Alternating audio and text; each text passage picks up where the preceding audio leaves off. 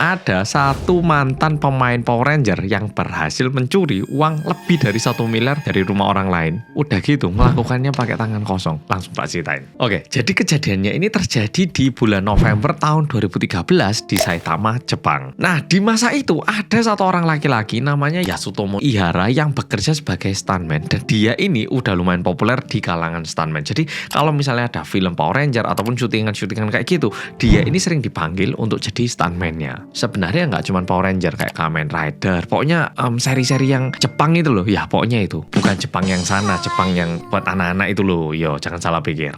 Jujur masa kecilku aku sering nonton Kamen Rider, kayak aku dulu paling suka Kamen Rider dibanding Power Ranger. Power Ranger biasanya bule saya ingatku. Nah, namanya aja stuntman, tentunya dia ini harus melakukan gerakan-gerakan yang bahaya, dan karena bahaya makanya aktor atau aktrisnya diganti sama stuntman ya.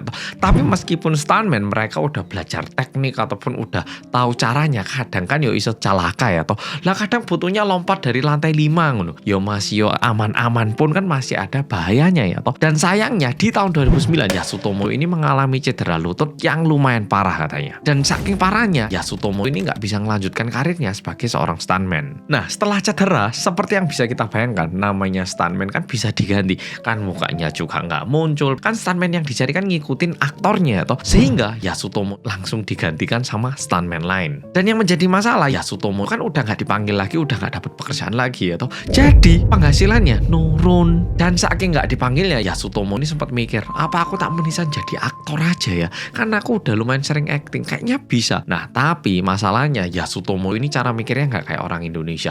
Nah, Indonesia kan ya nyoba dulu langsung ke lapangan. Nah, di Jepang nggak kayak gitu. Mereka ini mikir aku harus belajar dulu di sekolah acting ataupun sekolah film. Nah, ngelihat itu Yasutomo mikir, wah kalau duit aku nggak bisa jadi aktor. Sehingga Yasutomo ini menjadi lebih stres lagi. Setelah Yasutomo ini nyadar kalau dia nggak punya uang untuk sekolah, Yasutomo mikir, setelah aku ini punya kemampuan apa ya? Manjat, lebih gampang manjat tembok orang, nyuri barang.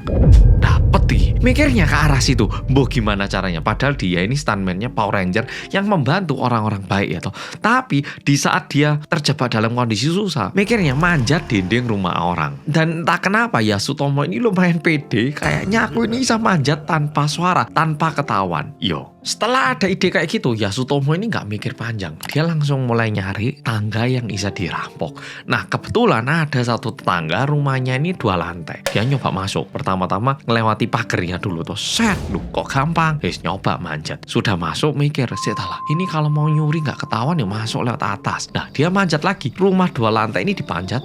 Nah, setelah nyampe di lantai 2, dia ini mulai nyari jendela yang nggak dikunci. Soalnya kalau ada jendela nggak dikunci kan bisa langsung masuk ya toh. Nah, Yasutomo ini mulai nyari. Beneran ada jendela yang nggak dikunci, masuk. Ternyata kebetulan nggak ada orang gitu, langsung dicuri barang-barang, diambil. Nah, setelah nemu barang-barang yang berharga ataupun yang bisa diuangkan, Yasutomo ini keluar dari jendela yang dia gunakan untuk masuk, lalu keluar dari rumah dan pulang ke rumahnya. Dan di situ dia nyadar, oh kayaknya ini nggak susah ini.